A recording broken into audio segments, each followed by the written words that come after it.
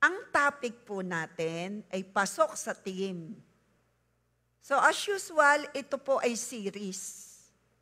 Ibig sabihin, hindi ko natatapos at isusundo, kagaya ng topic sa Holy Spirit, yung po'y series. At tayo in love kay Holy Spirit. Kakaunti ang nag-amen. Sabi ko po, ikaw at ako in love kay Holy Spirit. Palakpakan natin si Holy Spirit. Siyempre, paano ka mai-in love kung hindi mo kilala? Sorry na lang sa mga hindi umattend. Hindi ko na ho yun maiibalik kasi yun ay 2 buwan. Pero nasa YouTube. Hindi ka mai-in love sa Diyos kung hindi mo siya kilala. Ay si Holy Spirit, the third person in the Trinity, 2.5 months kong itinuro. At tuwang-tuwa doon si Holy Spirit.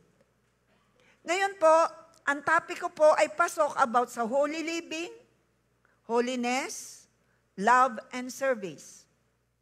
Topic, to live wisely is to live godly and successfully. Kung nais mong magtagumpay ng totoong tagumpay hanggang langit, at kung nais mong mamuhay ng may kabanalan, kailangan mong ang karunungan mula sa Diyos. Ang karunungan mula sa Diyos ay hindi pareho sa tinatawag na earthly wisdom. Magkaiba yan. Intellectual wisdom, iba yan. Devilish wisdom, iba yan. Ang ating pag-uusapan ngayon ay divine wisdom, karunungang mula sa Diyos. Na ito po ay galing sa Bible. Sabihin mo, Lisa, yung katabi, ako'y nakikinig, wag mo akong kakausapin.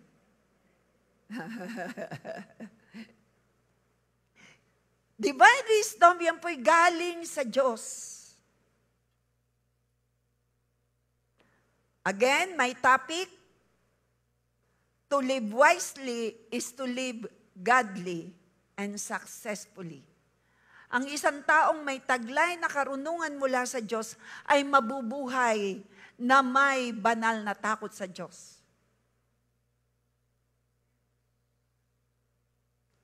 Mabubuhay ng may kabanalan at mapagtagumpay. Sinong gustong mabuhay ka ng mapagtagumpay? Mabuhay ka na ikaw ay maka-Diyos, makatao't makabayan. Kailangan mo ang divine wisdom. Ephesians 5:15-17 sa NCV version. Ito po ang sabi. So be very careful how you live. Basahin ko muna and then explain ko. Be very careful how you live. Do not live like those who are not wise, but live wisely. Diyan ko po kinuha yung ating title.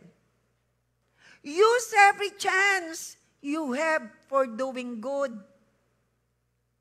Because these are evil times. So do not be foolish,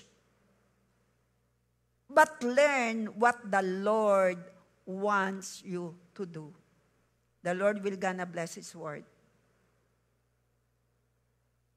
Ulitin natin. Verse by verse, explain ko sa inyo. I-meditate po natin. Okay po sa inyo? Anong nakalagay? Be very careful how you live. Mag-iingat ka. Ingatan mong makontaminate ang buhay mo, ang utak mo ng mali. Ingatan mo yan, iisa ang buhay mo. Iisa, we have only one life to live on earth. At kung anong iyong desisyong ginawa, Yun ang iyong mararanasan. Mag-iingat tayong magdesisyon. Be careful how you live.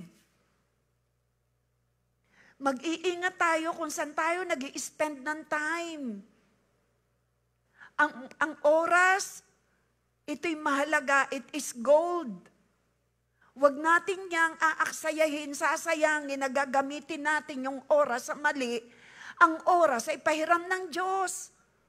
Ang buhay natin ay pahiram ng Diyos. Ano man meron tayo ay pahiram ng Diyos. Bawat sangkap ng ating katawan ay pahiram ng Diyos. Ingatan natin ang ating buhay. Ingatan natin kung paano tayo mabubuhay. Bilang pag-iingat, kailangan naghahanda ka. Paglisan mo sa lupa kung saan ka pupunta. Sayang ang oras na iginugugol natin kung hindi pa tayo nakakasigurado na tayo'y palangit. Spend time for your eternal life. Be careful. Ingat tayo. Ingat tayo bilang pag-iingat sa sarili natin. Piliin natin ang ating magiging barkada. Piliin natin yung tatanggapin ng utak natin at papatulan mo. Nasa iyo ang pagpili. Hindi ka naman pipilitin pag ayaw mo. Tama po ba? Tayo po'y pinaaalalahanan. Be careful how you will live.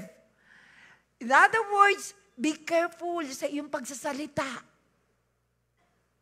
Mag-ingat ka sa ilalagay mo sa iyong isip. Mag-iingat tayo sa ating reaksyon. Iisa lang ang buhay natin, pero may buhay tayo sa kabilang buhay.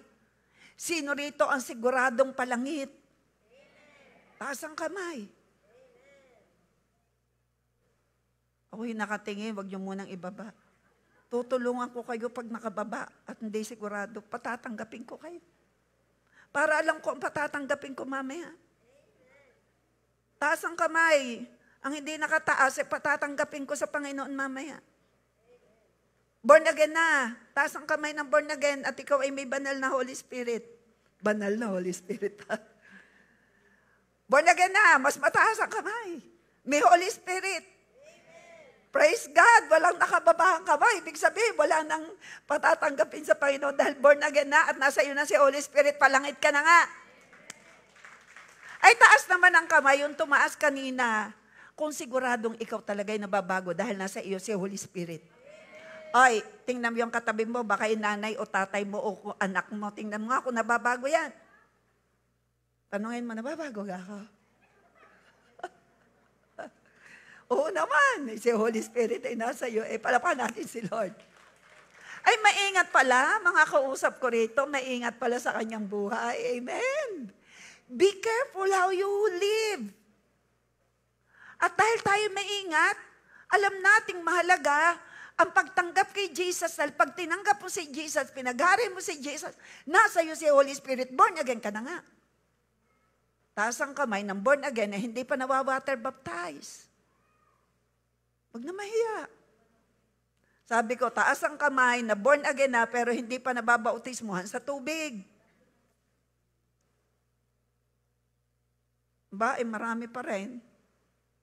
Ay, anong iniintay natin? Ngayong September meron. Uli. Kung born again ka na, ibig sabihin, may faith ka na. Be careful how you will live and how you will decide. So, ibig sabihin, pag hindi ka pa nagpapa-baptize, anong kayang tanong? Anong tanong? Anong pumipigil? Anong dahilan? Samantalang ito'y utos ni Lord, mag-communion at magpabautismo. Anong dahilan? Di lumapit ka sa akin, sabihin mo. Kasi kung ikaw ay totoong born again na, at ikaw ay nasa iyo si Holy Spirit, na gumagabay sa iyo para sumunod. Sinasabi ni Lord sa iyo, magpa-bautismo ka na. Pag hindi ka pa sumunod, ikaw yung sabi kanina sa awit, I will follow you. Ikaw pala yung dapat nga nagsasabing, I will follow you.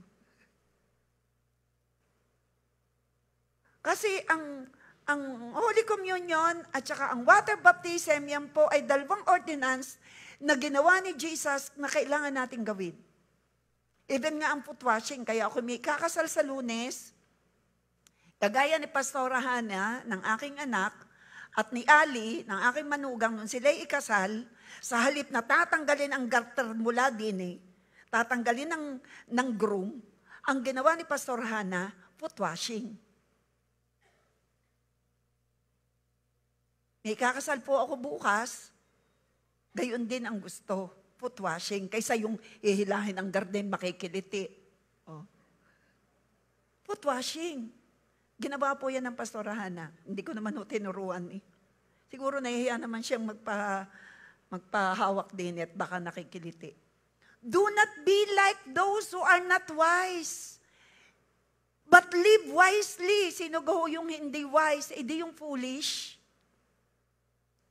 Yung mangmang, sino rito ang mangmang? Wala. Baka may makataas ang kamay. Sino matalino? Do not live like those who are not wise. Anong opposite ng wise? Foolish. Mangmang. Wala ritong mangmang. Sabi mo siya, yung katabi, salamat sa Lord, napakatalino mo. Marunong kang sumunod. But live wisely. Mamuhay tayo ng taglay ang karunungan. Ituturo ko po sa inyo yung pillars of wisdom or yung backbone of wisdom sa bandaroon. Bandaroon kasi mahaba, pinutol ko lang. Kasi yun nasa James chapter 3:17. Yun po sana ang aking ituturo. Kaya lang, mas appropriate ito para ito ang maging simula. And then, as we go along, nakuha natin na ito ang gusto ng Lord. Bakit kailangan mo yung backbone of wisdom? Kasi ang gusto ni Lord ay mabuhay ka ng may karunungan. Ang gusto ng Panginoon, hindi ka mangmang. Ang gusto ng Panginoon, marunong ka sa salita ng Diyos. Marunong ka, ang marunong hindi lang may alam, kundi inia-apply. Iba po ang knowledge, iba ang understanding. Sinong teacher dito na nakikinig? Teacher? Sinong teacher? Iba po ang knowledge, ibang understanding, iba ang wisdom. Magkakaiba po yan. Kailangan mo ang knowledge at understanding para meron kang wisdom. Ikaw ba naman magpukumpuni ng sasakyan kung wala kang alam? Knowledge. Hindi po ba hindi? Iinumin po ba ninyo ang gamot na hindi mo alam kung para saan? Tawag do'y knowledge. May pangunawa ka. Ngayon, ako po'y nagtuturo sa inyo. Anong tawag dyan? Acquiring knowledge. Yan, nag-acquire kayo ngayon ng knowledge. Ano ang kailangan habang kayo'y tumatanggap ng knowledge, ng kaalaman? Understanding. Ano naman ang tawag doon sa inyong narinig ngayon, nauunawaan nyo ngayon, at ito'y i-a-apply nyo? Yun! Wisdom! Guess niya, ang pagkakaiba. Ano po ngayon ang nararanasan nyo? You are acquiring? Sagot naman, parang naman Kaya po ako'y lagi nagtatanong, gusto ko kayo nakatingin sa akin at hindi kung saan nakatingin. Yan. Ano po, pag ako'y nagtuturo, anong inyo pong nakukuha? Knowledge. Ano ang Tagalog sa knowledge? Kaalaman. Ano ang kailangan habang kayo ay kumukuha ng knowledge? Kaunawaan, understanding. Okay? Ngayon, kayo'y kumukuha ngayon ng kaalaman. At hiniling ko kanina sa prayer ay knowledge, understanding, divine knowledge, divine wisdom, divine understanding. Ngayon, kailangan ng kaunawaan. Mauunawaan niyo ako kung kayo nakafocus, kagaya ng awit kanina, nakafocus daw tayo as we run the race. Pwede bang focus muna kayo sa pakikinig? Wag muna kayong gagawa ng anuman. Amen. Baka hawak niyo ang cellphone, nasaan na yan? Okay. So, nakikinig kayo ng taimtim. Kailangan nyo ay? Di na alam. Nakikinig kayo ng taimtim. Anong tawag doon? Nakikinig kayo. Kailangan nyo ay understanding. Nakikinig kayo, pero hindi nyo maunawaan. Di kailangan nyo ay understanding. Pang-unawa. Kaya kailangan sa priest chair, hey, you, dahan-dahan ka magsalita para maunawaan. Tama? Tama? Pag mabilis, ano kang sinabi? Kasi, ang itinuturo ay, do not live like those who are not wise, but live wisely. Paano ka magiging marunong? Paano yung karunungan? You need to acquire knowledge. Kagaya ng mga nagtuturo ng sayaw, ay isang gayang kinuha. Si Bel, nakita ko minsan, she acquired knowledge, and then may understanding, tinuturo niya. Ikaw ba, teacher? Hindi naman. So, kailangan ng bawat isa ang knowledge. Pero dun sa knowledge, kailangan ang pangunawa. Para may apply mo ito ng tama, ang kailangan may divine wisdom. Para may apply ng tama. Pag ini-apply mo ng mali, ang tawag doon ay, pag mali ang application, either earthly wisdom, intellectual wisdom, mali devilish wisdom. Pero pag ini-apply mo ng tama, ang tawag doon ay divine. Sino rito, ang gusto mong karunungan ay divine, godly. May apply mo ng tama ang iyong na-acquire na knowledge. Amen? Bakit? Sinabi kasi dito, live wisely. Maging matalino ka sa iyong buhay.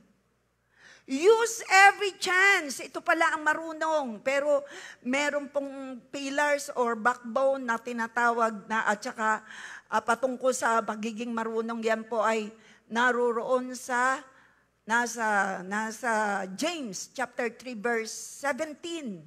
Pero doon ko pa po muna yun ituturo sa inyo. Be pure and ikaw ay maging submissive, pero hindi po muna ngayon. Ito muna ang ating tutukan.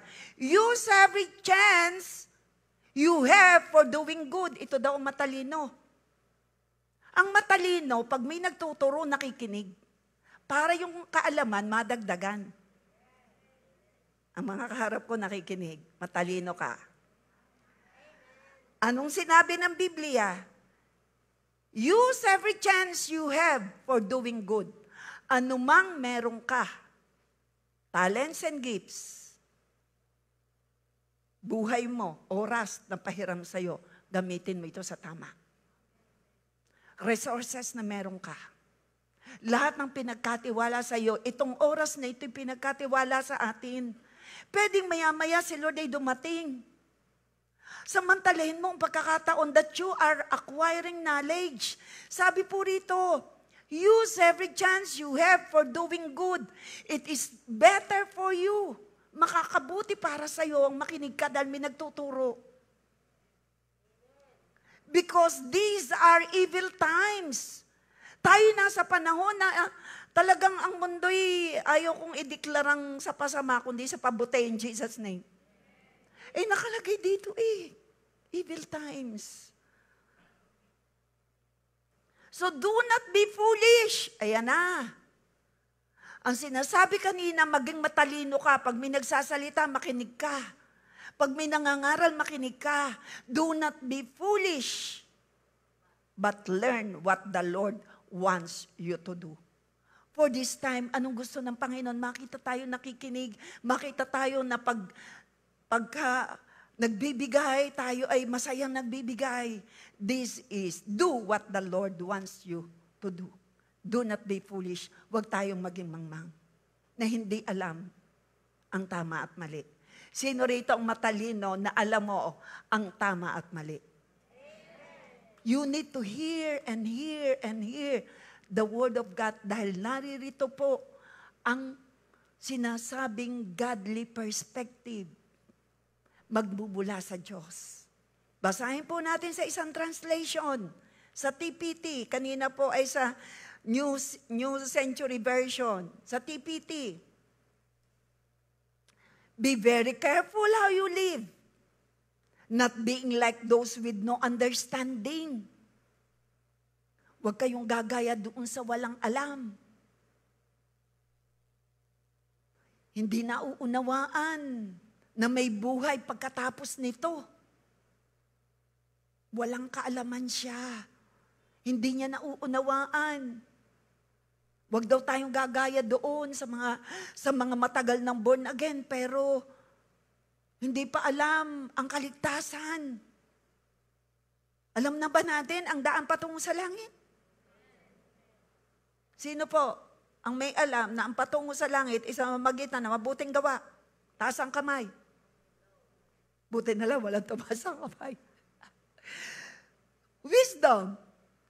Sino naman ang nagsasabing ang pagtupungo sa langit? Hallelujah, talaga nakikinig kayo, no? Sino naman nagsasabing ang daan patungo sa langit ay hindi sa mamagitan ng mabuting gawa, hindi sa mamagitan ng mga reliyon, kundi sa mamagitan ng Heso Kristong banal? Yeah, taas ang kamay, yes! Kakatuwa, J1 Bawan. Pasok sa tanong ay nakasagot. Mahirap ba ang tanong? Confusing po ba ang tanong?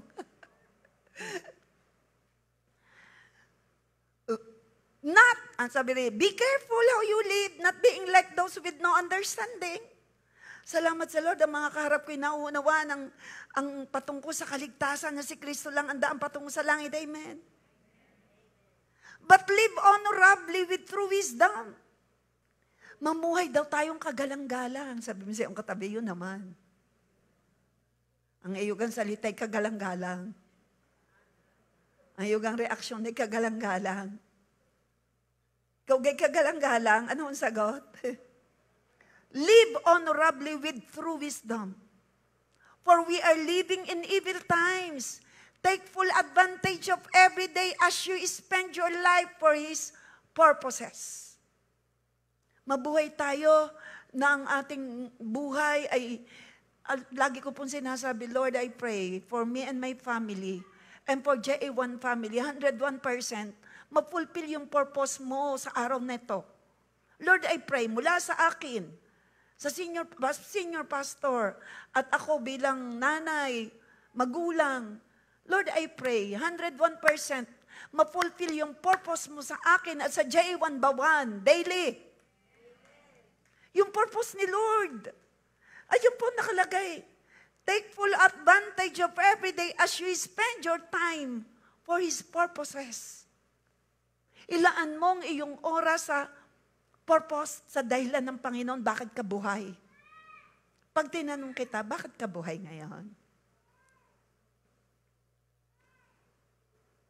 May alam po tayong sagot.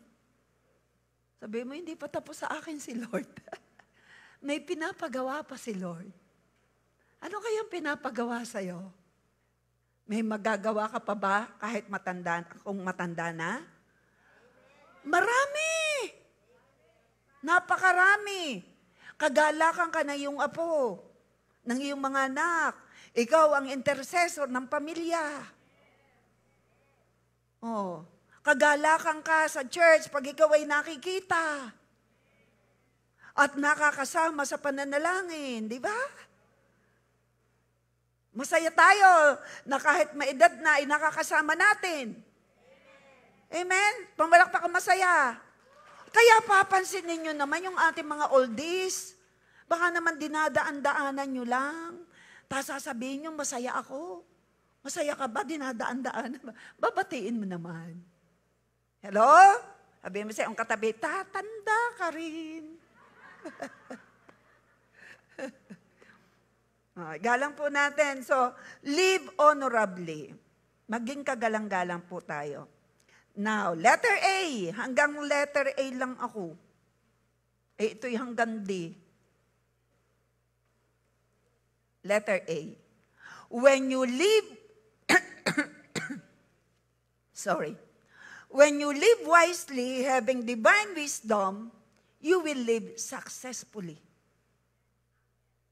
Pag ikaw ay may taglay na karunungan, pinagyaman mo ang karunungan na meron ka, dinagdagan mo, humihingi ka lagi, magiging matagumpay ka sa buhay na ito. You will acquire knowledge, you will acquire understanding. May nagtuturo, maunawaan mo.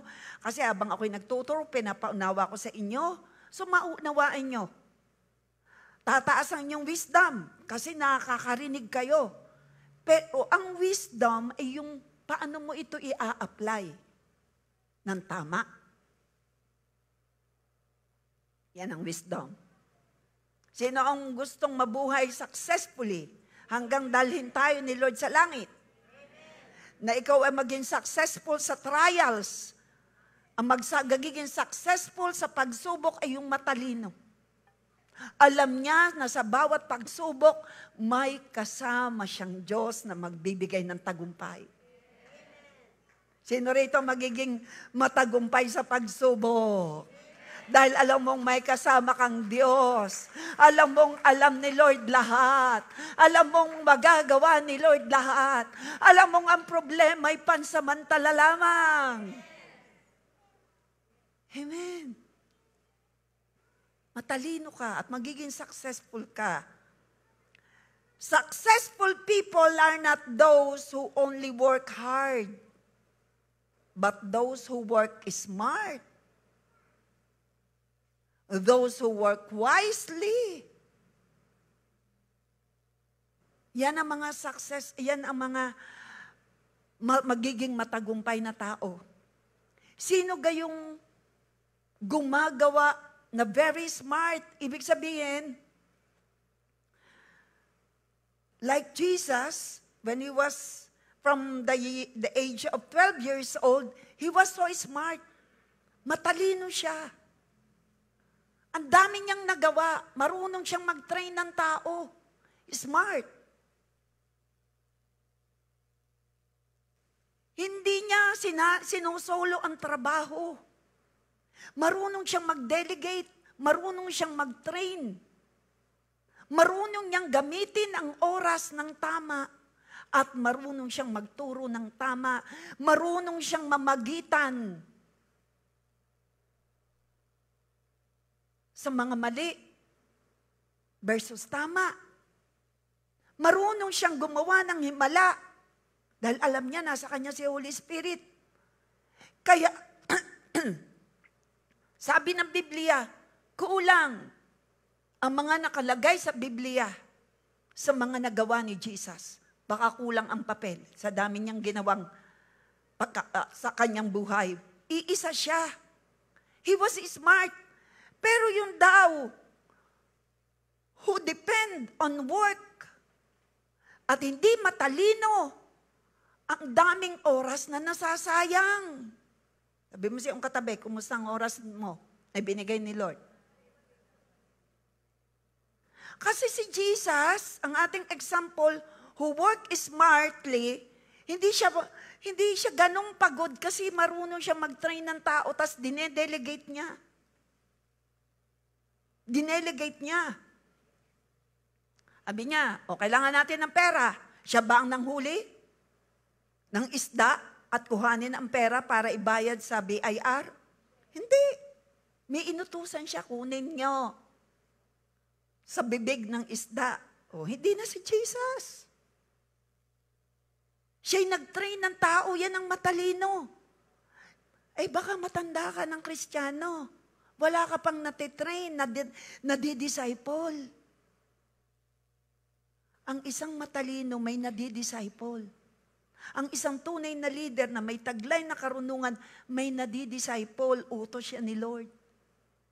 Malak pa ang gustong may nadisciple. May gustong madisciple. Those who work smart, sabi rito, successful people are not those who only work hard, but those who work smart, those who work wisely. Si Jesus po yan, Luke 2:52. Jesus increased in wisdom, in broad and full understanding, and stature and years, and in favor with God and man. Sa TPT, Jesus grew, so did his wisdom and maturity. The favor of man increased upon his life, for he was greatly loved by God. Sino rito ang alam mong mahal ka ni Lord? Kaya ikaw ay may taglay na karunungan mula sa Panginoon dahil nasa iyo si Christ. Sabi mo sa iyong katabi, hindi ka mangmangha. Nasa iyo ang Holy Spirit. Si Jesus, ang kanyang Espiritu ay nasa iyo. Tingnan nyo to. He was great. Basahin natin. Jesus grew, lumaki siya. He did his wisdom. Siya ay gumawa ng may karunungan and maturity. Siya ay nag-mature bilang tao. The favor of man increased upon his life. Bakit nag-increase ang pabor ng Diyos sa kanya? May taglay siyang karunungan. At nasa kanya, sabi rito, he was greatly loved by God. Nasa kanya ang pag-ibig ng Ama. Sino rito nagsasabing nasa iyo ang pag-ibig rin ng Ama? So tatanggap ka ng pabor. Kakaunti nag-amen. Ang naranasan ni Jesus nung nasa lupa na siya'y mahal ng Ama, ikaw at ako naniniwalang mahal tayo ng Ama. At ikaw ay tatanggap ng pabor. Sabi ko, tatanggap ka ng pabor. At ikaw ay may taglay na karunungan dahil nasa iyo si Holy Spirit. Like Jesus. He was so smart. Bakit? Ano pong, basahin natin sa Tagalog, patuloy na lumaki si Jesus, lalo pang naging matalino. Tinalugdan siya ng Diyos at ng mga tao. Bakit siya naging matalino? Makinig kayo, lagi niyang kaharap ang Ama. At nagamit niya ng wasto ang oras, walang oras na nasangayang kay Jesus, kasi lagi niyang kausap ang Ama, ano po Ama ang gusto niyo? Narito ako sa lupa. Sabihin nyo lang ang gusto nyo. Susundin ko. Kahit doon si Lazaro'y namatay na pero hindi sinabi ng amang pagalingin. Ang sabi ng ama, huwag ka munang pupunta roon. Hayaan mo siyang mamatay dahil siya'y bubuhayin mo. Sumunod si Jesus. Sumunod siya. That is wisdom. Paano ka magkakaroon ng karunungan? Hilingin mo sa Ama. James 1:5. Ask. Paano ka magkakaroon ng karunungan? Ang pasimula ng karunungan ay ang pagkakaroon ng banal na takot sa Diyos. Hindi yung takot na parang, sino po sa Biblia yung natakot? Nagtago, lumayo sa Panginoon. Sino yun? Sino yun? Sino pa?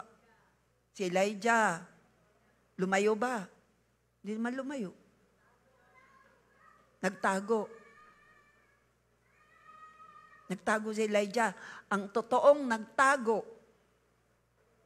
ay si Adam and Eve. Bakit? Natakot sa Diyos. Kalinaw na nakalagay doon. Si Adan at si Eva ay natakot. Pero hindi yung takot na yan ang sinasabi ni Lord na pasimula ng karunungan. Dahil ang totoong karunungan na galing sa Diyos, ilalapit ka sa Panginoon. Hindi ka ilalayo. Ang taglay ni Eva at ni Adan na karunungan na natakot ay talagang scared. Natakot sila. Anong ginawa ng Panginoon? Eva, Adan, nasan kayo? Natakot po kami, kaya kami nagtago. Yung ba yung takot? Para ikaw ay maging matalino? Yung ba ang tinutukoy na banal na takot? Sagot naman kayo. Hindi. Ang tinutukoy na banal na takot para ikaw ay maging marunong o divine wisdom, ang tinutukoy ay paggalang. Paggalang sa Diyos na siya'y nasa iyo, irespeto mong katawan mo. At kung yan ay asawa mo, irespeto mo na riyan ang Panginoong Diyos sa kanyang katawan.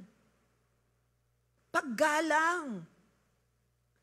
Para maging matalino ka, marunong kang gumalang sa gusto ng Panginoon, marunong kang gumalang sa taong pinili ng Diyos. Sino rito ang pinili ng Diyos? Taas ang kamay. O, tingnan mo katabi mo kung pinili yan, igalang mo yan. Yung paggalang na ginagawa mo sa Kanya, sa Diyos mo ginagawa. Reverential, matakot ka, wag kang gagawa ng mali dahil may banal kang takot sa Diyos.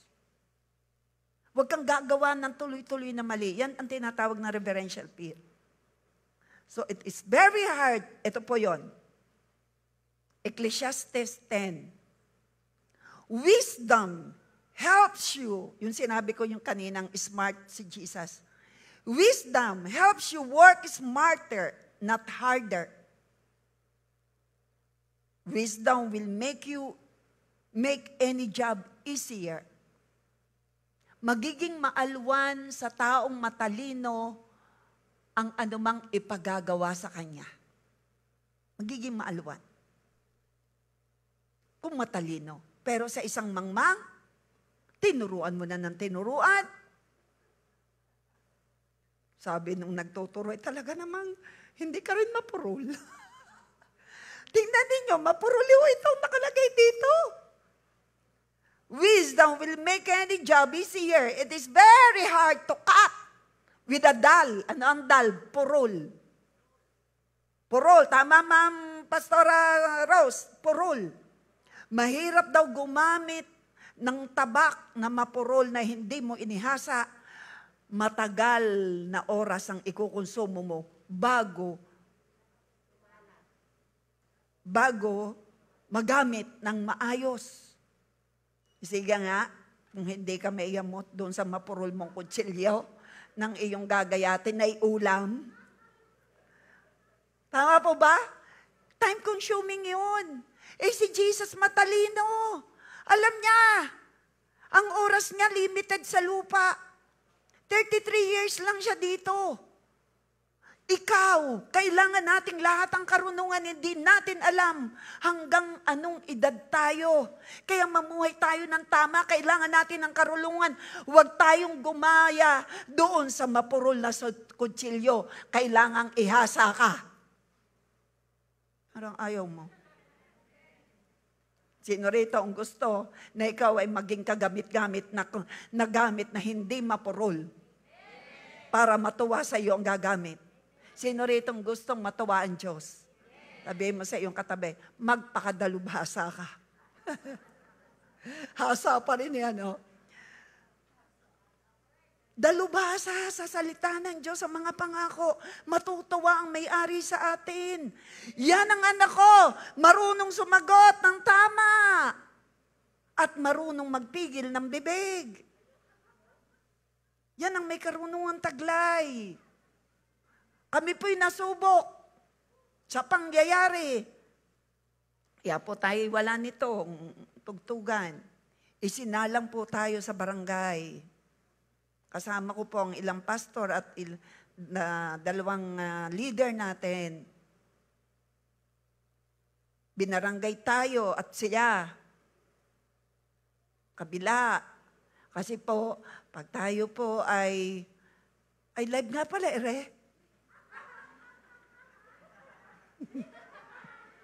To God be the glory. Hindi, alam naman po ng ating kahanggan, sinabi ko po na tayo may live, baka po magtaka bakit walang drums. Eh di sabi ko sa kanya, kami may live, 10:30, baka ako'y mabanggit ko doon bakit walang drums. Ay alam niyang, pwede kong sabihin, di naman siya umalma eh. Kaya tayo walang drums, nasubok po yung ating pong pagpipigil sa sarili, nasubok po yung tamang pamamagitan, bilang ako'y senior pastor, nasubok po yung pagmamahal, na kahit ikaw ay inaaway sa magandang bagay na ginagawa mo, ay samantalang si Jesus din naman, maganda ang ginagawa, inaaway. Eh, sino ba tayo? No one is above Christ. Tama? Sabi sa Bible. So, tayo po pinadala ng sulat. Kailangan kausapin sa barangay. Tayo, J1 Bawan, ko, talagang mention tayo, J1 Bawan daw. Oo naman, J1 Bawan kami. Versus, Kahanggan. Sabi niya, okay lang daw, naka-live. Baka kasi nagtataka, nasa live, matagalan tayong wala tayong drums. Tayo po tinest sa ating preaching kung i-apply natin. Paano mo ba pakikisamahan ang umaaway sa'yo? Lalabanan mo, ngipin sa ngipin. Hindi, Hindi. Hindi pwede yun. Okay? Matalino ang hindi pumapatol sa siya, hindi alam. Oo nga, sabi sa Biblia. So, tayo po ay humarap, kasama po ang ating dalawang pastor, with the leaders na ilan lang. Piling-pili na yon, yung may self-control talaga. Marap kami doon sa barangay. Kasi po, ito pong ating kahanggan ay mga senyor na galing ibang bansa ay gusto namang makapahinga. Ay tayo daw ay dikit sa kanila. Ay aring drums na ari dikit. Eh di ayaw nila. Eh di ang ginagawa, pag tayo nagpapatugtog din. Pakinig niya. Sinasabayan dahil siya daw ay naririndi sa atin. Eh hindi ka lalong nakakarindi pag siya'y nagpatugtog. Sabi po ng isa kong kasama, ay hindi ka kayo lalong maririndi dahil kayo nagpapatugtog. Ay ang sagot, ayun naman pinatutugtog ko, ay gusto ko. Ay yung inyo, hindi ko gusto. Yun lang. Kaya sabi ng Pangulo, mahaba po yung senaryo. Sabi ko, ay may mga neighbor pa po tayong sumama doon at yun nga, yung isa doon ay nagpapakimo. Pero pinakikinggan naman sa labas, yung ating tugtugan ay diga po, ay may mga dito po, ay may tinatawag na music center, anong tawag dyan? Yung nag-studio. Yung mga studio po dyan, doon po may studio eh. So, nagtuturo ng drums. Hindi ko lang alam kung sila naireklamo. Wala akong nabalitaan. Tuturo ng mga instruments. Hindi ko alam kung sila naibarangay. Yun nga lang, baka hindi katabi senyor. Ano? Sino senyor din Gusto mo ga ang may tugtugan? Buti na lang. Kaya nga tayo dito sa church, hindi mo tayo dahil gusto natin. Eh siya namin nagsabi, hindi niya gusto. Eh ano ating gagawin? Lalabanan natin. Ayaw mo, hindi basta kami gagawin, nasa sarili na. Yung ba ating gagawin, hindi pwede yun Hindi pwede tayong, we wrestle not against flesh. So, sabi niya, ay kaya naroon sa barangay, ay yun ang pakiusap. Sabi ko naman, ay alam nyo, sa piyestahan, nakuha pa ng banda. Kamahal ng bayad. Nako, talagang may ano pa yan. Anong tawag dyan? Trompa. Tama? Hanggang 12:00. Wala nagre-reklamo. Lalo dun sa titinay. ay tabi ng basketbulan, ay pistahan, tabi ng ay senyor yan, nagreklamo ka. Wala, tahimik. Mahal ang bayad sa banda. Sa kasalan. Kamahal ang bayad sa banda. Sino ritong nagpakasal na may banda? Magkano ang bayad? Mahal. Mahal. Sa kasalan, birthdayhan, may banda. Nariyan ang drums, nariyan ang gitar na tang tang sa concert, pinupuntahan ng tao, mahal ang bayad. Lalo doon sa isang concert daw na may mga pumunta pa doon. Ibang ko kung anong concert yun. Ano yun? Sige, laksan mo. Ano? Hindi ko pa.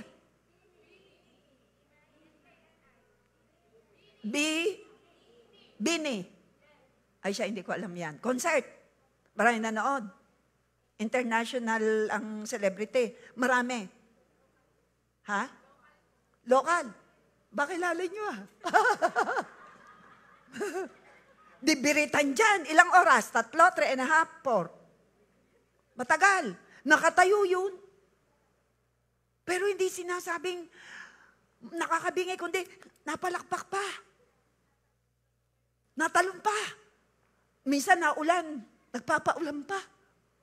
Matindi na. Sabi ko, yun, nakalagay po kasi sa Biblia ay ang pardas tumugtog ng may galak. Sa isang linggo ko yun hindi ko po kasi supposed to be sasabihin ito, pero naalala ko lang. Tumugtog ng may galak. Magkaingay ng may galak.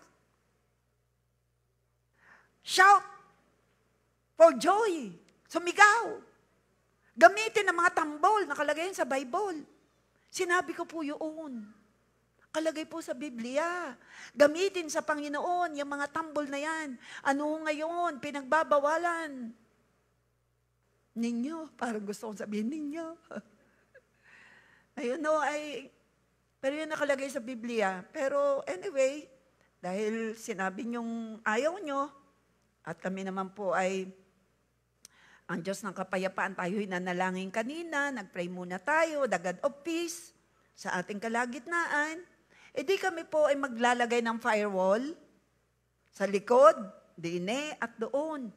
Ay, ayaw. Hindi raw sila papayag. Wala yan daw sa batas ng Saint Nuestra Señora. Hindi kami papayag. Aba, ay ayaw nyo ng sound. Maglalagay kami ng harang para hindi nyo marinig. Ayaw. Arkitek. Ayaw. Ay di soundproof. Kaso ito ang ating kisame ay manipis. Di tayo magdadagdag pa ng kisame. Paano mag-arkitek kayong dalawa? Mamaya may meeting. Kaya po, stop muna, freeze po ang ating bass. Ang lakas din po kasi noon. At saka po iyan. Drums. Para lang tayo'y maging instrument ng kapayapaan dahil lahat po ng aming sabihin tama, sa kanya ay mali. Paano gayon? May nakausap na kayong taong gayon? Baka asawa nyo o anak nyo? Manugang. O hindi ikaw natatahimik kung ikaw may taglay na karunungan? Yung pong ating ginawa, kasama mga leader, tahimik na kayo.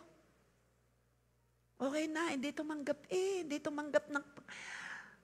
Kahit yung kanyang sinabi, nasabi na, mamaya, hindi raw niya sinabi.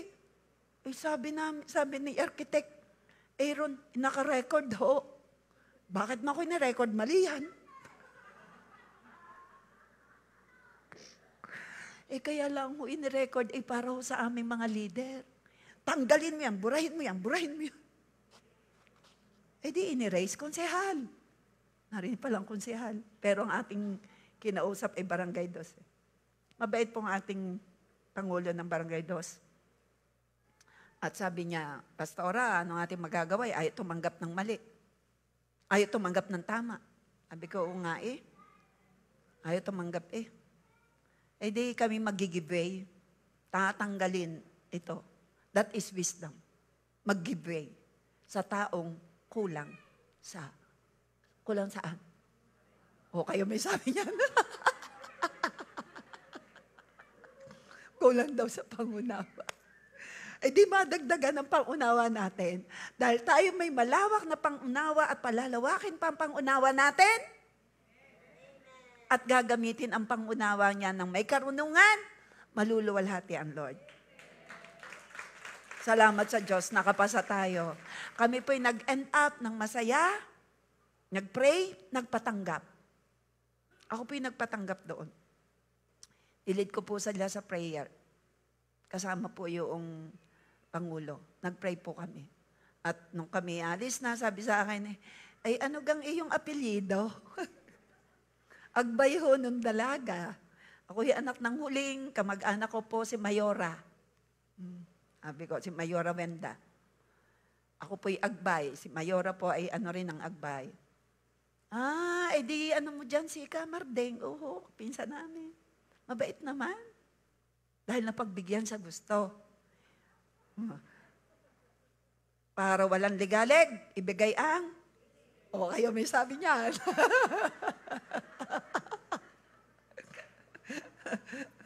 Para walang ligalig. O di wala tayong kaaway. Wala nagpapatugtog. Di tahimik. Pati ang mga kahanggan.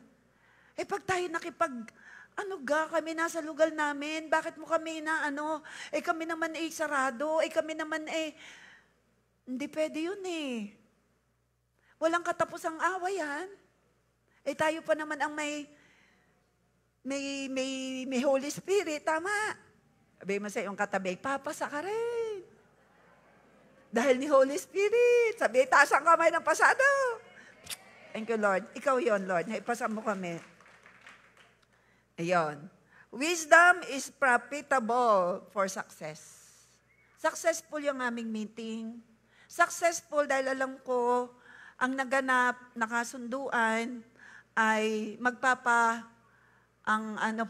ayaw niya po ng firewall dahil tataasan para hindi marinig. Ayaw niya, kahit na may mga architect at engineer tayo, ayaw niya. Soundproofing, mahal po ang soundproofing. So we are praying, ito gang ikukulong, hindi natin alam, dadalhin ka rin doon, ikukulong ng maayos na kulong, or electric guitar, hindi po natin alam. Fasting po tayo ngayon, mga leaders, we will pray kung ano talaga ang tamang desisyon. May nagsasabing na ayaw ay nasa tama, kaya lang ay ayaw po natin na tayo nagtuturo pero hindi natin i-apply. Ano po ang sabi ng Biblia? Ibigin mo ang iyong kaaway, ipanalangin mo ang umuusig sa iyo. Kung hindi nyo alam, kantahin natin. Alam nyo na, hindi na ako kakanta. Ipanalangin mo ang iyong kaaway. Ay, mali yata. Ibigin mo ang Diyos, mamaya na. Okay. Wisdom helps you, dito tayo. Excel. Wisdom is profitable for success. Without wisdom, you will be laboring in vain. Kung walang karunungan, walang halaga ang natutunan kapag hindi ini-apply. Nag-aaral, nagpakadalubhasa. Ang akin pong ginamit na example ay mga espesyalistang doktor, alam nila ang makakabuti at ang mali sa kalusugan. Pero nakakalungkot, pag may nababalitaan tayo, ewan ko, wala naman siguro. Hindi ko alam kung may mga doktor na nag-iinom, pero alam nilang mali. Sa liver, kidney. Hindi ko alam kung mga doktor, espesyalista, pero naninigarilyo na masama sa lungs. Hindi ko alam. May alam ba kayo? May alam ba kayo? Oh, talaga kayo ay talagang ayaw. Dahil live. Meron po ba na mga doktor ay alam na mali sa kalusugan, ang alak na sobra ay still nagiging sobra pa rin ang pag-inom? Meron po kaya? Walang nasagot. Meron. No. Ibig sabihin, kung hindi natin taglay yung karunungan, ay anong halaga, nung ating mga PhD, kung hindi natin i-apply ng tama. Ang pag-apply po ng tama, ang tawag doon ay wisdom. Pag ini-apply natin ang ating natutunan, yung tayo kinukorek, at ikaw ay nagpakorek, yung mali ay hindi mo na ginawa, that is wisdom. Saan po yan makikita? You will be laboring in vain. Yan po ay nasa Psalms 127:1. Except the Lord builds the house, they labor in vain that build it. Without the wisdom of God at work, lasting and outstanding success cannot be achieved. Except the Lord builds the house. Kung hindi daw ang Lord ay naroroon sa mga taong nasa loob ng tahanan, gaano man kamamahalin ang ginamit sa isang masyon, kung hindi si Lord ng kapayapaan ay naghahari sa bawat tatay at nanay, wala ring kabuluhan ang mansyon. Maganda pa raw tumira sa kubo na ang nakatira ay tao kaysa sa palasyo na nakatira ay kayo may sabi niyan. Palasyo nakatira ay bakit ko ago?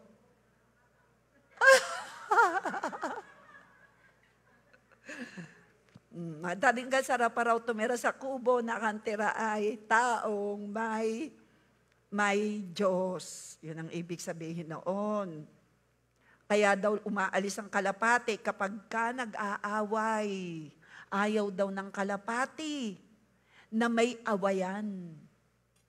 Kaya kahit ang palasyo ay puro mga mamahaling gamit at ang pagkatayo nito'y pagkakatibay. Ang relasyon ng mag-asawa kapag hindi si Lord ang kasama, ito ay matitibag.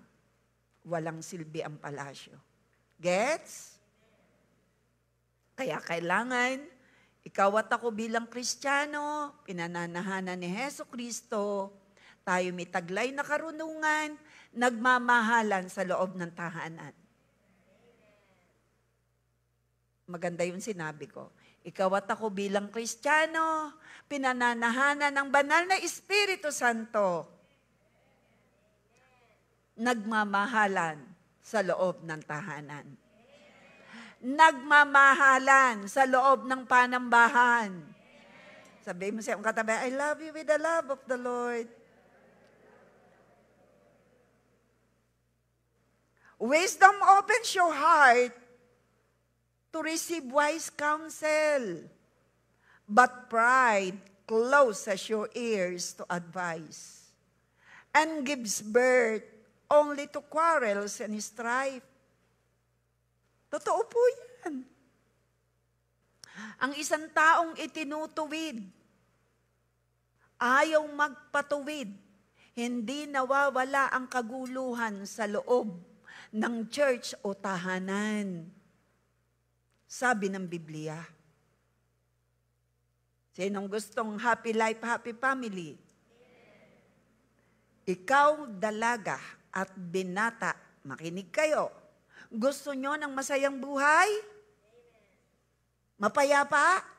Huwag kang makikipamatok sa di mananampalataya. Malaking problema pag kayo'y ikinasal na hindi mo siya nadala sa Panginoon. Delikado. Mainam kung madadala mo. Pero kung hindi, at pinakasalan mo na tattad ng bisyo, at nag-limit ay sa barkada, at hindi mo na isama sa church, nakaw. Sabi ng Biblia yon, sa isang linggo pa yun maiituro. Kasi hindi tayo umabot doon, pero nakalagay. Kaya dito, wisdom opens your heart to receive wise counsel. But pride closes your ears. Yan tao daw tinuturuan ng tama. Ikinukorek.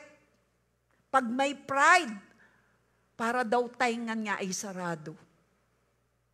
Sino rito, bukas ang tainga sa pagtutuwid? May mga tabi mo, bukas ba yung tainga pag ikaw ay tinutuwid? Ikaw ba ay masaya o malungkot o ayaw mong naituwid? ABC, alin doon?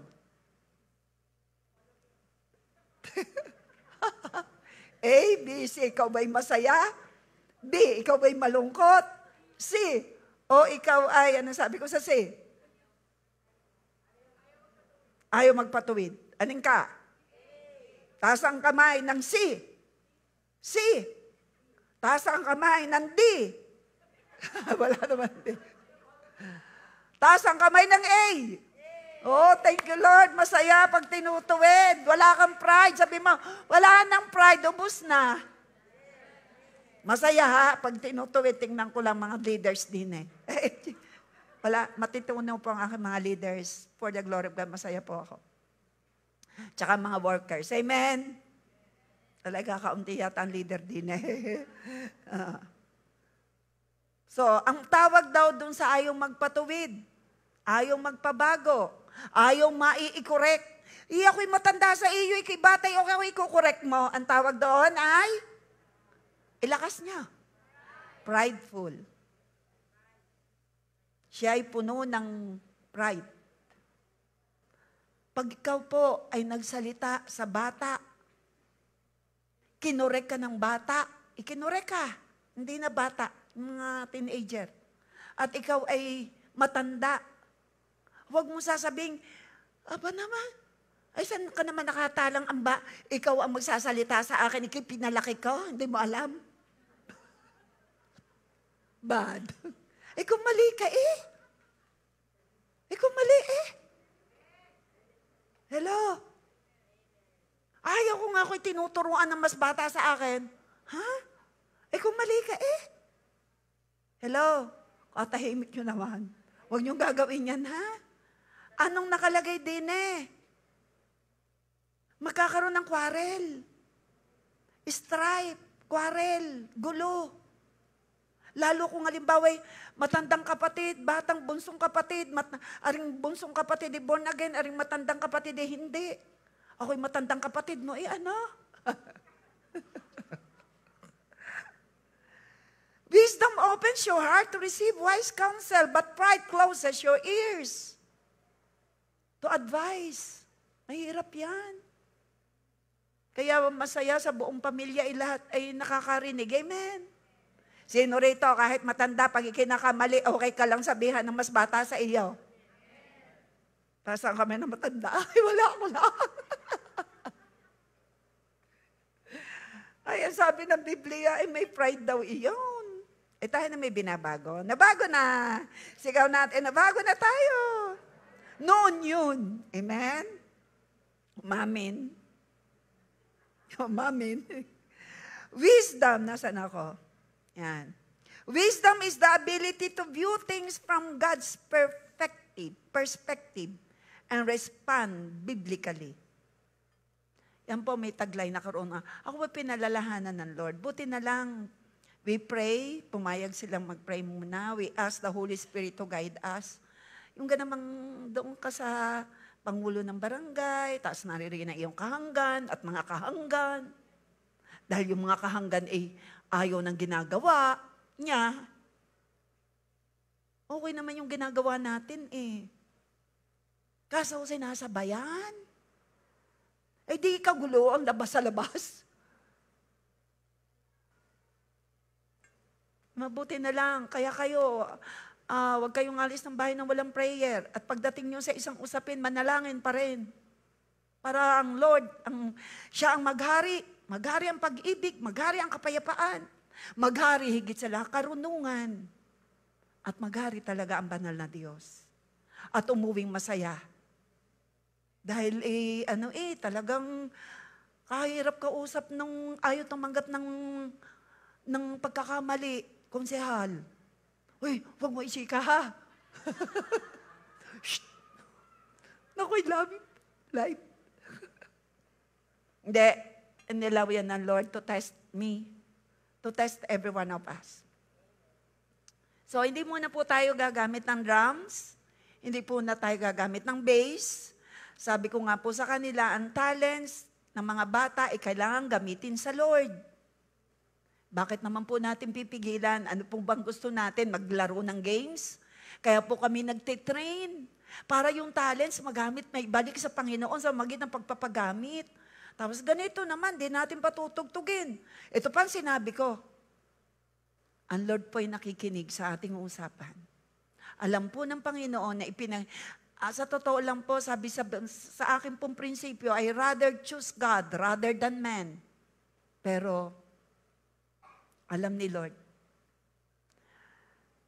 mahirap para sa amin na yung mga kabataan na sa halip na nag-games, naririto at aming itinitrain, pero nga, pinipigilan nyo. Ginigilty, ano? Hindi, binigyan ako ng wisdom ng Lord. Tama po ba? Tayo po kasi nagtatawag ng mga ititrain. Parang ating mga anak naman, tama ba mga nanay? May itrain sa gitar, may train sa drums, matrain ang mga babae doon. Pati nga ako'y gusto kong mag-gayon, pero okay lang daw ito eh. Tsaka yung ano lang na mahina. Pero ayaw nila talaga nito. Eh paano si David? Yung bata na may sapol, bata pa'y gustong-gusto, pati nga yung aking apo, nakita ko nakaupo doon. Bawal. For the meantime lang. Amen? For the meantime. So, wisdom. It is the wisdom of God na aking pinairal na, sige, muna tayo, sunod muna tayo sa gusto nila, walang drums. Ako po kasi ang senior pastor, ay alam niya, pag ako'y palaban, di lalo ang mga yan. Alam niya yan. Alam niya yan. Pag ako'y palaban, higit sila. Pero kailangan ko maging mahinahon. At kailangan kong dalhin ang ating mga leader sa maayos na paraan. Huwag tayong mag-drums, huwag tayong mag-bass. At hilingin natin sa Panginoon, paano tayo makakagamit ng instrument na sinabi ng Lord, gamitin ang mga instrumento para sa Kanya. At itrain ang mga bata para wag silang gadgets lang, TV lang, or laro lang. Diba? Kaya sila nagtitrain dito, inaagaw natin sila sa mga gadgets. Are you listening? Kaya lang, pinagbabawalan tayo. So faith, okay, wisdom is the ability to view things from God's perspective and respond biblically. I believe nag-respond ako in a godly way. Godly way ba ang aking response sa kanila? Biyaya po yun ng Lord. Kasi nakalagay dito. Hindi ko alam na itong ituturo ko. Ginawa ko ito kagabi. Buti na lang. Kailan ko sila kinausap? Kailan nga? Friday? Kailan nga? Friday, Pag Thursday tayo ay Friday. Faith can remove you on the bad situation that you are in. Kung meron kang situation na hindi maganda, because of your faith, iaalis ka dyan ni Lord. Wala yatang may bad situation. Ulitin ko. Kung ikaw ay may problema ngayon, problema sa kalusugan, problemang sa anak o anuman, dahil sa iyong pananampalataya, magkakaroon niya ng solusyon. Because of your faith. Faith ay mahalaga para tayo makarating sa langit. Pero hindi lang faith ang kailangan. Kailangan mo may faith at karunungan. Diyan ba tayo? Ang faith can remove you on the bad situation that you are in, but wisdom can bring you into God's destiny He promised you. Naunawaan nyo? Hindi ka lang iaalis sa pangit ng problema. Dadalhin ka niya sa ipinangakong planong maganda sa'yo.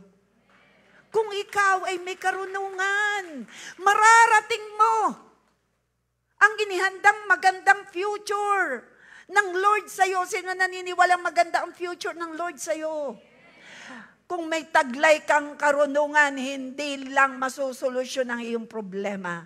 Ikaw ay makakarating sa magandang future na inihanda ng Lord sa iyo na ikaw ay mapagtagumpay dahil ikaw ay may taglay na godly wisdom. Pumalakpak sa Panginoon ang meron niya. Maraming pangako ang Diyos. At yung mga pangako yan ay mararanasan mo.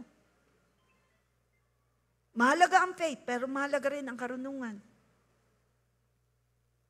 Faith can remove you from trouble.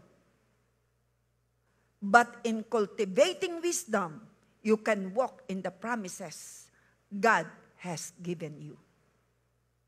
Kung may taglay kang karunungan, hindi ka lang empleyado, magkakaroon ka ng negosyo.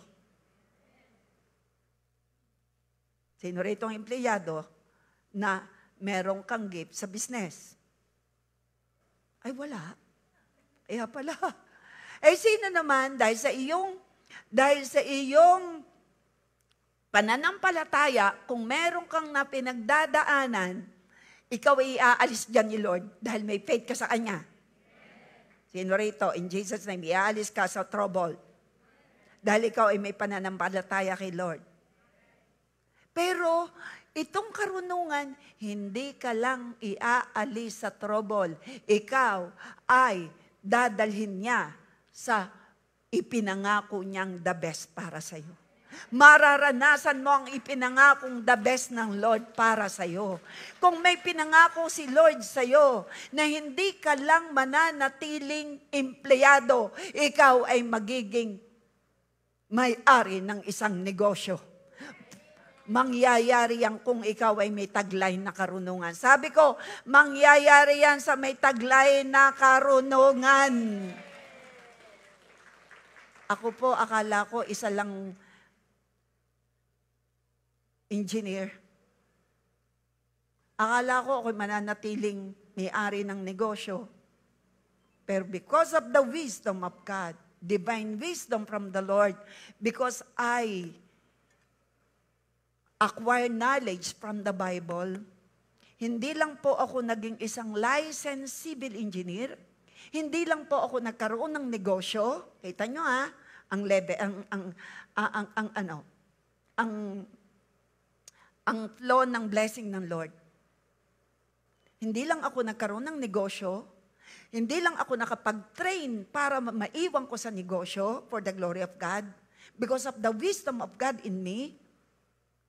Ito ako ngayon, naging senior pastor na may hawak ng church. I tell you, hindi pa tapos si Lord sa'yo. Marami pang marami pa siyang inihanda sa'yo. Don't settle for less because God is the God of more than enough. Sabi ko, don't settle for less. God is the God of more than enough. He is the God of miracle. He is the God of impossible things. Hindi ko akalain, yung mga hindi mo akalain, bata ka pa. Pinagpala ako ng Lord during my being a civil engineer. Pipipirma. Pero hindi ako humawak ng project kasi ako po'y nagnegosyo. Mula sa isang munting tindahan, nagkaroon ng extra pang butik. 2 butik, 4 na tindahan for the glory of God. Because of the wisdom. Saan ko na-acquire ang wisdom? Saan ko na-acquire ang knowledge para ako'y magkaroon ng karunungan? Mga kapatid, salita ng Diyos. Siguro kung hindi ako na-born again, hindi ako nagbasa, nandun pa rin ako sa palengke. Or, palengke at baka ako'y, isang social. Total. Kasi, engineer di ba? May mga projects kung saan-saan na napapunta, yung pera patapon. Kung hindi ako na-born again, hindi ako nakapagbasa nito. Nasaan kaya ako? Pero because of the wisdom, because of the knowledge here, I receive knowledge from here, I receive knowledge, hearing the Word of God, hearing the message of God. Bishop noon lagi ang aking pinakikinggan. Even the DCAS, pinakikinggan ko yan. I receive knowledge. I have this understanding. Kaya ako'y nakapag-desisyong mag-full time. Sino rito ang ikaw ay pinaghandaan ng Diyos ng hindi lang isa, kundi 2 o 3 assignment na napakalaking project ni Lord. Oh, abay, ang naamin ay ano? Ang naamin itin nyo ang faith niya. Hindi ka dapat ang naamin ay mga kabataan ang mas malakas? Nasaan diyan ang tinig ng mga kabataan na 3 proyekto at higit pa? Ay sabi nila ayaw, paano kang proyekto naman? Ako naman hindi engineer. Ang ibig kong sabihin proyekto, project ni Lord sa'yo, assignment ni Lord sa'yo, matindi. Ay, tayo muna, sabi nung isang tayo muna ho, assignment, maglilingkod, magiging pastor, ayaw ko nga ho noon. Hindi. Ibig kong sabihin, pwedeng ikaw ay dating empleyado, tapos ikaw nang may-ari ng kumpanya, tapos nagkaroon pa ng panibagong negosyo. Hindi nyo alam, may negosyo kami, bukod sa aming bigasan. Okay tayo, tahimik kayo. Di ba? Kasi yun basta sumunod ka lang sa Panginoon. Naririto ang sekreto Hello? Faith can remove you from trouble, but in cultivating wisdom, using the acquired knowledge with understanding, applying it, that is wisdom. I'm happy. Saya po ako. Kahit may problemang milyon, hindi po yan problema. Because of my faith, God will gonna remove us from trouble. But because of the cultivating wisdom, I will receive the promises of God. At ikaw rin yan. Ikaw rin yan. You will receive the promises of God. Bakit? Magkakaanak ka. Yung anak mo, doktor. Yung anak mo, engineer. Yung anak mo, magiging PR sa Canada, PR sa New Zealand, PR doon sa Israel. Wag pala Israel. Baka kayo maka-amen. Okay ba sa Israel? Ha? Australia, New Zealand. Pero ayaw ko nang magkahiwalay ang mag-asawa. Gusto ko, PR. Walang imposible. Kailangan mo lang cultivate mo yung wisdom na meron ka. Kasi si Jesus meron noon, nandun ang pabor ng Diyos. Dahil siya'y mahal na Lord. Sino rito ang mahal ni Lord? At makakaranas ka ng favor. Makakaranas ka ng pabor ng Diyos at ng tao. At pauunlarin ni Lord ang iyong buhay. Because of your faith, iaalis ka sa trouble. But because of your wisdom, hallelujah, you will be prosperous. Faith is the key out of prison. Hindi ko alam kung anong prison ka you are. Ito ang naranasan ni Joseph. Si Joseph ay ikinulong, wala namang kasalanan. Pero dahil siya may pananampalataya, siya ay nakalabas sa kulungan. Si Joseph, siya ay naman ay matino, binigyan siya ng panaginip ng Panginoon, ito ang pangitain na mangyari sa iyo.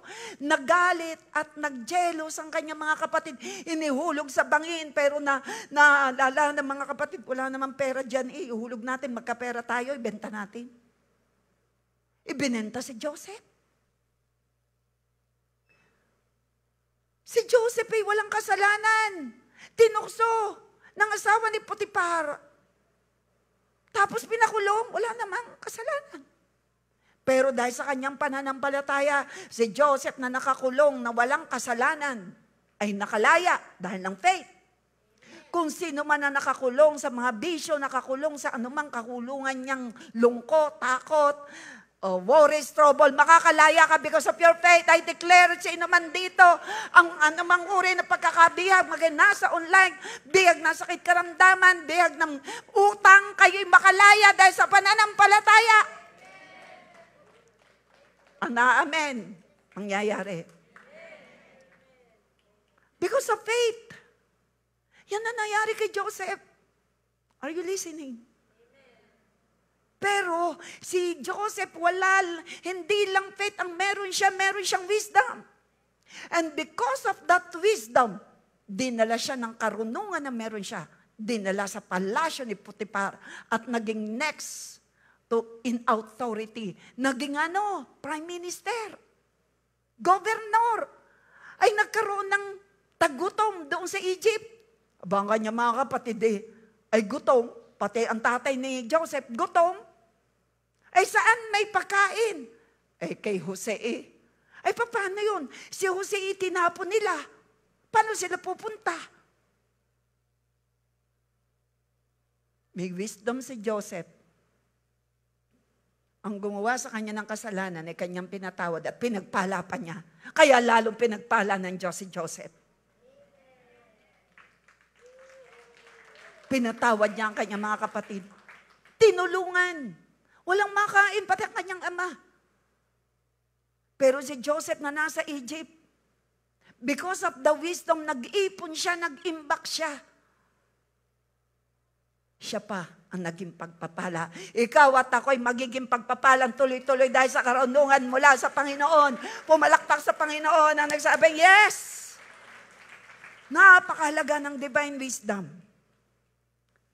Ito po yung sinasabi ko sa inyo. Genesis 41, dito tayo magtatapos. 41:38.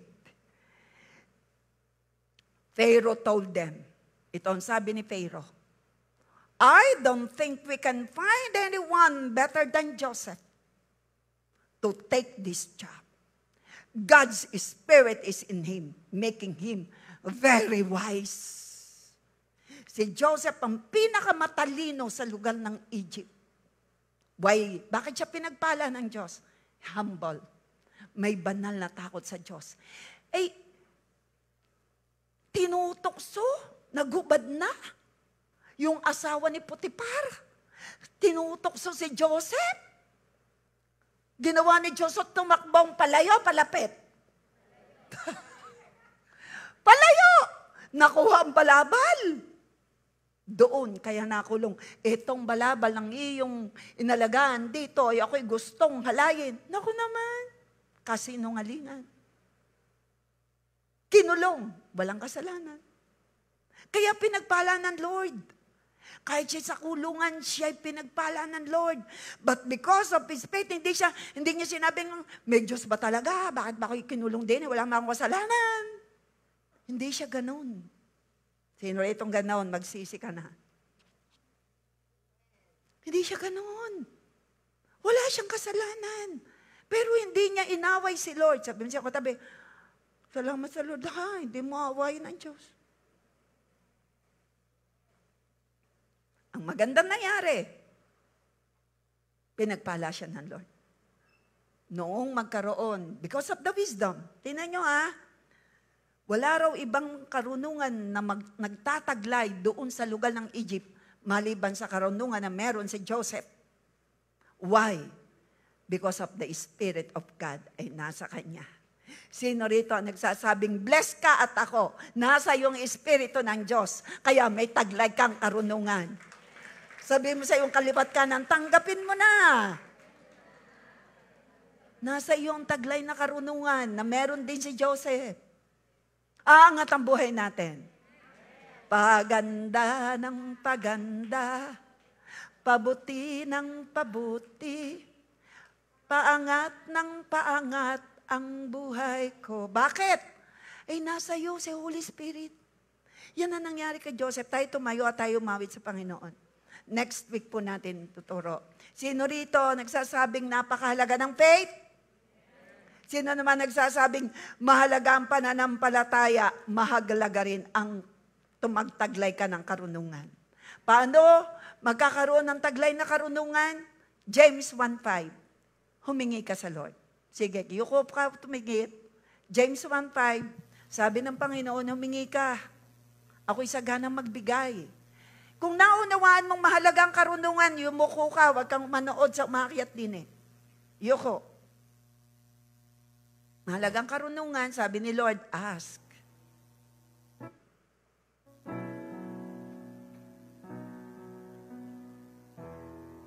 Sige, hilingin mo sa Panginoon.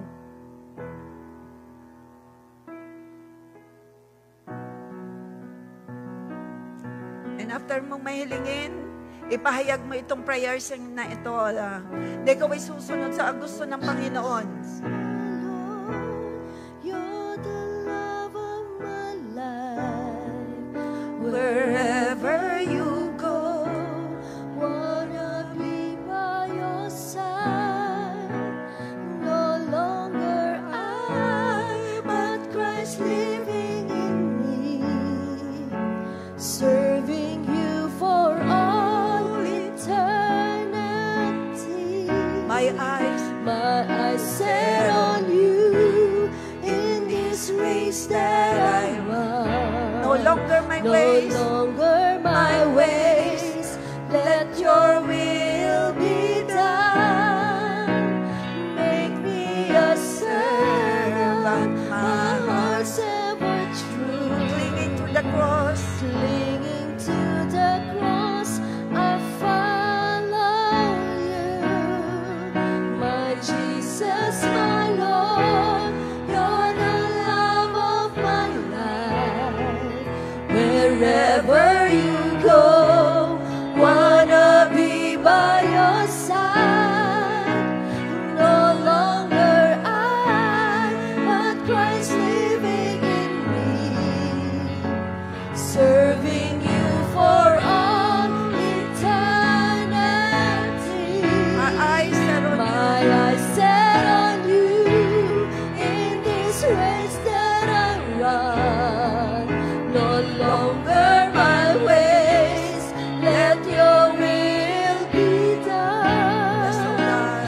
Make me a servant. Thank you for hearing our prayers, Heart's oh. ever true.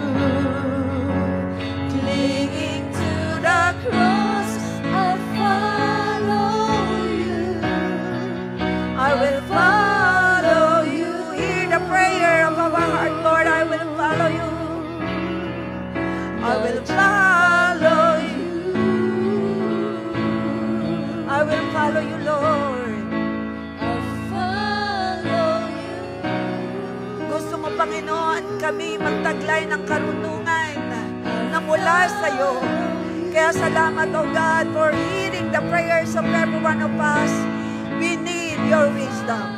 Reading your word, hearing your message, learning from your word, learning from our mistakes, learning from others, O God, knowing you. Habang ikaw ay nakikilala namin kung sino ka, Lord Jesus, kaming matututo. Salamat, Panginoong Diyos, sapagkat sa araw na ito, kinausap mo muli kaming lahat.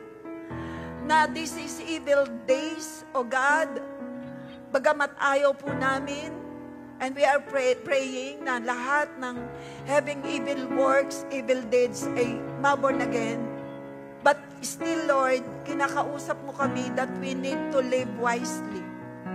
Kinausap mo kami mula sa iyong salita na kailangan namin mamuhay ng may karunungan. Taas mo ngayon na iyong kamay kung nagdedesisyon kang mabuhay, taglay ang karunungan mula sa Lord. Nagdedesisyon ka at malinaw sa iyo ang kahalagahan ng pangunawa, kahalagahan ng pakikinig, kahalagahan ng pagpapatuwid, kahalagahan ng banal na takot sa Diyos, kahalagahan ng pagsunod, kahalagahan ng iyong narinig na mensahe at mga mensahe pag-araw ng linggo. Narinig mo sa mga life grouping. Ito'y kinikilala mong ito'y pag-acquire ng kaalaman. At ikaw ay may taglay na karunungan na i-apply ito. Lord, salamat po. Tinatanggap ngayon ang mga nakatasang kamay na kailangan naming lahat ang karunungan mula sa iyo. Ang pagkatakot sa iyo, Yahweh, ang pagpapakumbaba, ang paggalang sa iyo ay pasimula ng karunungan. I-honor namin ang iyong salita. I-honor namin ang mga nagmemensahe ng iyong salita. I-honor namin ang mga nasa authority. Ito'y bilang paggalang sa iyo. I-honor namin yung gusto mo. Pahalagahan namin ang gusto mo. Kaya Lord, salamat po, tinuruan niyo kami na mahalaga ang faith, pero mahalaga din ang karunungan na magdadala sa amin sa iyong mga ipinangako. Sa karunungan, pwede kaming magkaroon ng buhay, Panginoon, na tunay na pinagpala, na hindi, na walang naaaksayang oras. Dahil kami, O God, ay makakapagdesisyon ng tama dahil sa iyong karunungan, Lord, na meron kami. Kayo, Lord Jesus, ay nabuhay na taglay ang karunungan dahil lagi niyong kausap ang Ama. Tulungan niyo kami, Panginoong Diyos, sa iyong halimbawa, na kami man ay maglaan ng oras kagaya ni Mary, sitting at your feet, abala sa King, higit ang pag-aabala sa iyo bilang Diyos kaysa kingdom. Gusto naming tularan si Mary na nag-i-spend ng time sa iyo, O God. Yes, kami bilang may mga katungkulan, marami kaming activity. Pero kayo, Lord Jesus, nag-delegate kayo. Tulungan niyo kami, Banal na Diyos, ng aming mga oras ay magamit namin ayon sa iyong purpose. Tulungan niyo kami na araw-araw ay humingi ng dagdag na karunungan sa magitan ng pagkakilalanin ka through your holy word. Tulungan niyo kami na piliin namin ang tama at nakalulugod sa iyo at mabuting ganap. O God, tulungan niyo ang bawat isa. Sapagkat, Lord, may blessing sa pagkakaroon ng karunungan. Ito po ay gagawin kong series, Ama.